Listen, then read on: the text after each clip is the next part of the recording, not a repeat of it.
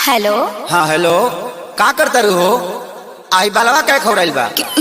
और अजय में से कौन हकरा बहनी? के कहाँ के हो? केहू ना हो, हम आनर है नंजैया खनी मारे लगे अभी।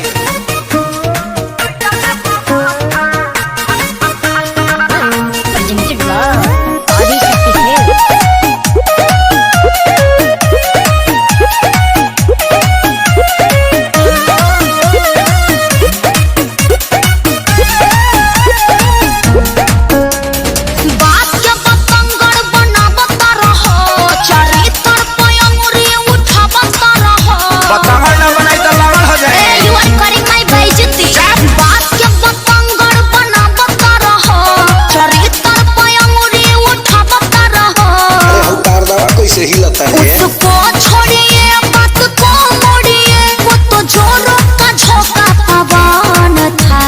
रजाई में गैस बना दिया था जानू, कोई नहीं था। जो निकलल हतन बड़े रहा का मेरे भैया का फ्रेंड था। ओ सी बुझतरी। शुरू से ही तेरा बिगड़ा रहा। हाय दैया माजी, सच्ची सच्ची बता दे कि रजाई शुरू से ही तेरा बिगड़ा रहा था। सच्ची बता दे कि रजाइया में कौन था? मेरे भैया का फ्रेंड था। बुरबा कोई हतर मारा ना भी जाने जाने दोनों जाए दिया ओकरा के खाए दी।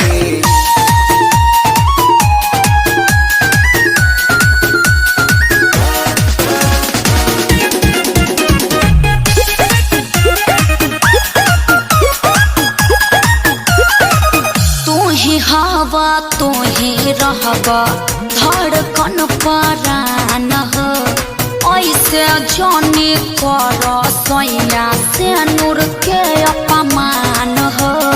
यू आर वेरी गंदा।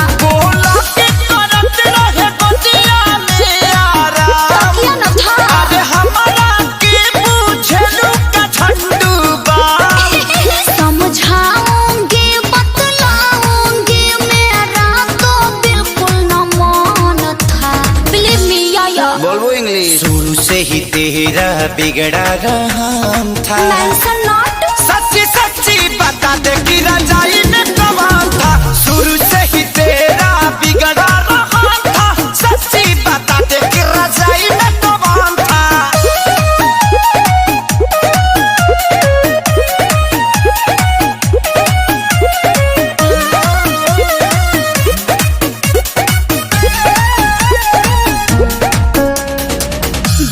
जनले बिना सुनले आहे पकर ये धर तार। काहे अखिलेश सजनवा वीडियो कॉल पर लड़ तार? देखिए हम लूझ जाएंगे।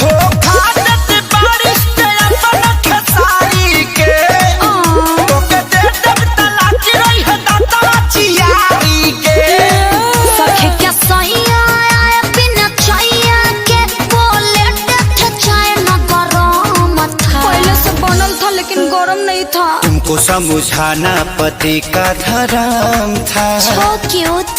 अभी मैंने जाना रजाई में कौन था? तुमको समझाना पति का धर्म था। अभी मैंने जाना रजाई में कौन था? अरे रोंडम मचा के बजावा लो का फेर में पड़ल बड़ा। अब रजाई नॉट अलाउड। अगला महीना से पूरा प्रसूत आदमी बन जाएगो।